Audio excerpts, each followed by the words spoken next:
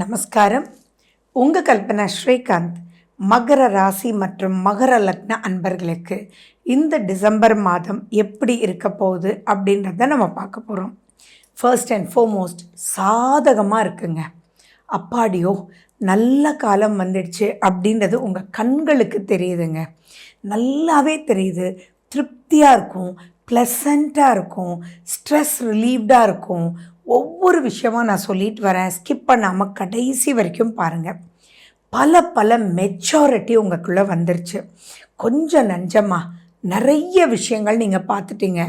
நிறைய உங்களுக்குள்ளேயே உங்களை பாராட்டக்கூடிய அளவுக்கு பக்குவம் அப்படின்றது வந்துடுச்சு. அது மட்டுமா, இனி வரக்கூடிய காலங்களும் தொடர்ந்து அப்லிஃப்ட்மெண்ட்.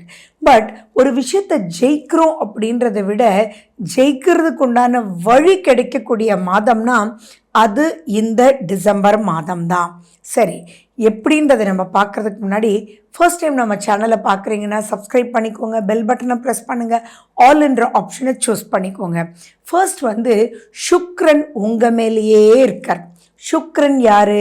உங்களுடைய 5ஆம் அதிபதியும் உங்களுடைய 10ஆம் அதிபதியும்.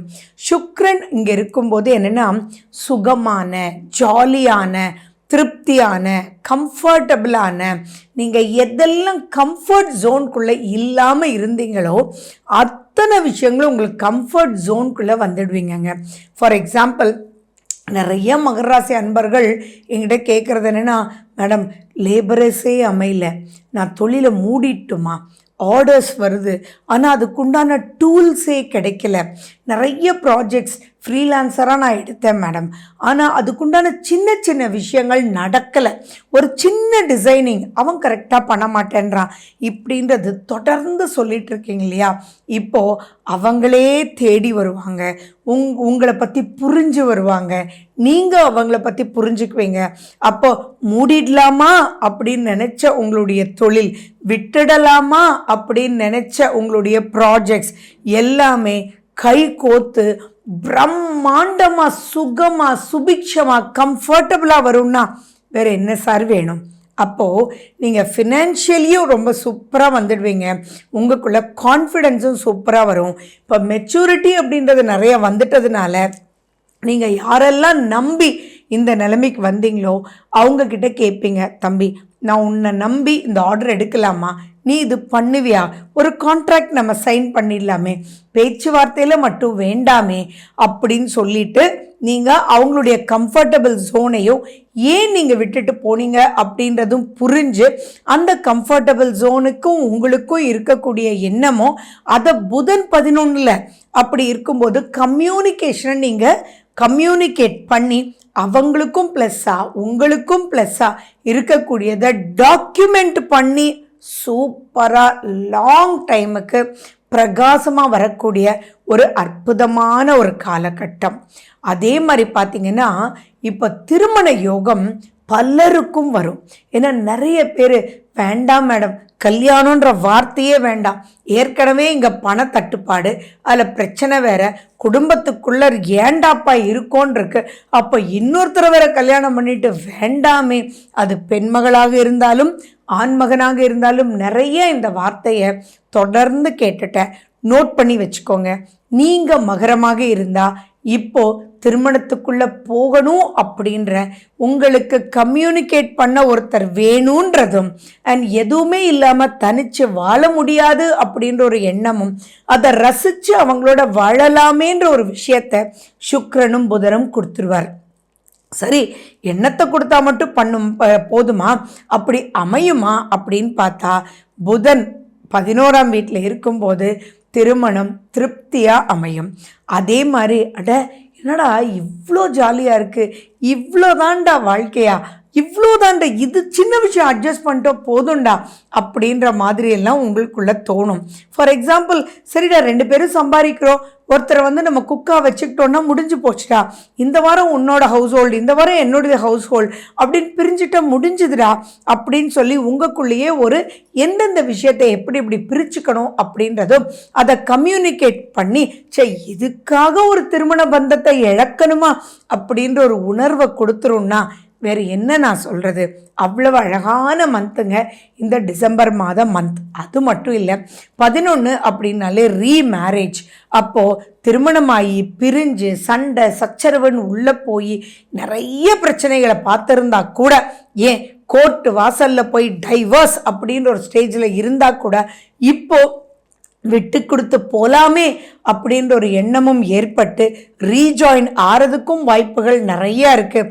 அப்போ ரீஜாயினிங் வேண்டான்னு கூட சுமூகமாக ஏன் கோர்ட்டு கேஸுன்னு இழுத்துட்டு போகணும், நம்ம 2 பேருக்குள்ளே பேசி ஒரு மியூச்சுவலாக முடிவெடுத்து நெக்ஸ்ட் லைஃப்பை பார்ப்போமே, ஃப்ரெண்டாக இருந்துக்கலாமே அப்படின்னு ஆச்சரியப்படுவீங்க. இதெல்லாம் நான் க்ராஸ் பண்ணக்கூடிய இன்சிடென்ட்ஸ். அவங்க ஃப்ரெண்டாக இருக்காங்க, ஒருத்தர் உதவிக்குவாங்க, அந்தளவுக்கு அது லைஃப் லாங் ஃப்ரெண்ட்ஸாக இருப்பாங்க. அந்த அளவுக்கு இது பாசிட்டிவான மந்த். அது மட்டும் இல்லை, நீங்கள் வயதானவரா அல்லது தாய் தந்தையராக இருக்கீங்க அப்படின்னா உங்கள் குழந்தைகளுக்கு உங்களால் பல பிரச்சனைகளை ஏற்படுத்தி அதனால் உங்கள் குழந்தைகளுடைய திருமண பந்தம் விட்டு போயிருந்தா கூட இப்போ மறுபடியும் அவங்களுக்கு திருமணம் நடக்கிறதுக்கும் வாய்ப்புகள் இருக்குது. அவங்கள சேர்த்து வைக்கிறதும் நீங்களாகவே இருக்கிறதுக்கு வாய்ப்புகள் இருக்குது. ஏன்னா அந்த மெச்சூரிட்டி எந்த அளவுக்கு வந்திருக்குன்னா, சாரி மாப்பிள்ளை, சாரி மருமகளே, விட்டுருங்கப்பா, சந்தோஷமாக இருங்க, நீங்கள் எப்படி இருக்கீங்களோ அங்கே இருங்க, தெரியாமல் நான் ஏதோ சொல்லிட்டேன் அப்படின்ற ஒரு ஈகோன்ற விஷயத்தை விட்டு அவங்களுக்காகவே நம்ம வாழ்கிறோன்றதை புரிஞ்சு வாழக்கூடிய ஒரு அற்புதமான மாதம். அப்போது அவங்க 2 பேரையும் சேர்த்து வைக்கும்போது உங்களுடைய மனநிறைவை யோசிச்சு பாருங்கள். அவங்கள விட நீங்கள் சந்தோஷமாக இருப்பீங்க இல்லையா? ஸோ ஆத்ம திருப்தி அப்படின்றது இந்த மாதம் வழிவகுக்கக்கூடிய ஒரு அற்புதமான ஒரு மாதமாகவே இருக்கும். நீங்கள் கேட்கலாம், என்ன மேடம் இன்னும் 7.5 சனி முடியலையே, இவ்வளோ சூப்பராக நீங்கள் இருக்குன்னு சொல்கிறீங்களே அப்படின்னா, ஆமாங்க, சனி பகவான் அப்படி இருந்தாலும் அவர் 7.5 சனியினுடைய முடிவு பாத சனியினுடைய எண்டுக்கு வந்துட்டார். எப்பயுமே முடிகிற காலத்தில் அவர் நிறைய நன்மைகள் கொடுத்துட்டு போவார். அது மட்டும் இல்லை, இந்த மாதம் என்ன ஸ்பெஷல் அப்படின்னா, குருனுடைய பார்வை ஸ்பெஷல், சுக்கிரன் அங்கே இருக்கிறது ஸ்பெஷல், அண்ட் புதன் 11ஆம் வீட்டில் இருக்கிறது ஸ்பெஷல், சூரியன் 11ஆம் வீட்டில் இருக்கிறது ஸ்பெஷல். இந்த மாதிரி ஸ்பெஷல்னு பல ஸ்பெஷல் மல்டிப்ளை ஆகிட்டுருக்கு. அதே மாதிரி ராகுவுமே 3ஆம் வீட்டில் இருந்து அனைத்து பாசிட்டிவான விஷயத்தையும் மல்டிப்ளை பண்ணி உங்களை கூட்டிகிட்டு போகிறார். ஸோ பல நெகட்டிவ்லேருந்து நீங்கள் ஓவர் கம் பண்ணி பாசிட்டிவான ஒரு விஷயத்துக்குள்ளே நீங்கள் போகிறீங்க. அண்ட் சனி பெயர்ச்சி ஆனதுக்கப்புறமும் நிறைய சந்தோஷங்கள் காத்துட்ருக்கு. விரக்தி அப்படின்றது மட்டும் விட்டுடுங்க. இப்போ நீங்கள் பண்ண வேண்டியதெல்லாம் உங்களுடைய சுய ஜாதகம் எப்படி இருக்குது அப்படின்றத மட்டும் பார்த்துக்கோங்க.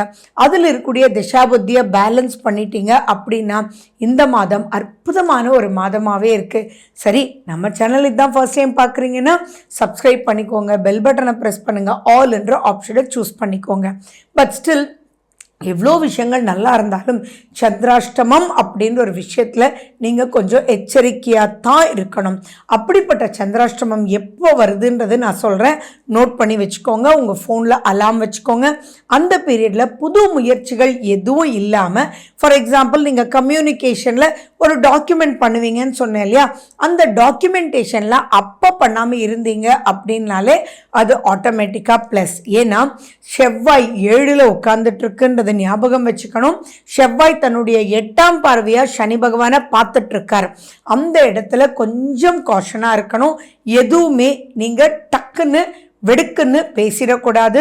அதே மாதிரி இப்போ நல்ல காலம் வரும்போது அது நல்ல விஷயத்துக்கு யூஸ் பண்ணிக்கணுமே ஒழிய பார்த்துக்கலாண்டா அவனை அப்படின்னு உங்களுடைய திசாபுத்திகள் சரியா இல்லைன்னா அது தூண்டி விட்டுரும்.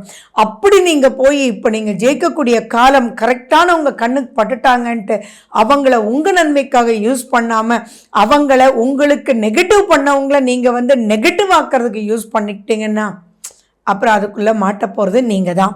அப்படிப்பட்ட விஷயங்கள் எல்லாம் சந்திராஷ்டமத்தில் நடக்கிறதுக்கு வாய்ப்புகள் இருக்குது. ஸோ அந்த சந்திராஷ்டம நாட்களில் சிவனேன்னு இருங்க. பொதுவாக பாசிட்டிவான விஷயத்துக்கு மட்டும் எடுத்துகிட்டு போங்க. நெகட்டிவ்ன்றது பரமாத்மா கிட்ட யூனிவர்சல் சயின்ஸ்கிட்ட விட்டுருங்க, அது பார்த்துக்கும். ஸோ சந்திராஷ்டமம் எப்போன்னு சொல்கிறேன், நோட் பண்ணிக்கோங்க. சந்திராஷ்டமம் 20ஆம் தேதி 1:59 விடியற்காலையில் இருந்து 22ஆம் தேதி 1 மணி மத்தியானம் வரைக்கும் இருக்குது. ஸோ இங்கே ஒரே ஒரு வார்த்தை, ப்ளசண்ட்டாக அவங்க வச்சுக்கோங்க. எந்த பிரச்சனைக்குள்ளேயும் போகாதீங்க. பல ப்ளஸஸ் காத்துட்ருக்கு. நெகட்டிவை விட்டுருங்க. ஓகே, வாழ்க வளமுடன். நன்றி, வணக்கம்.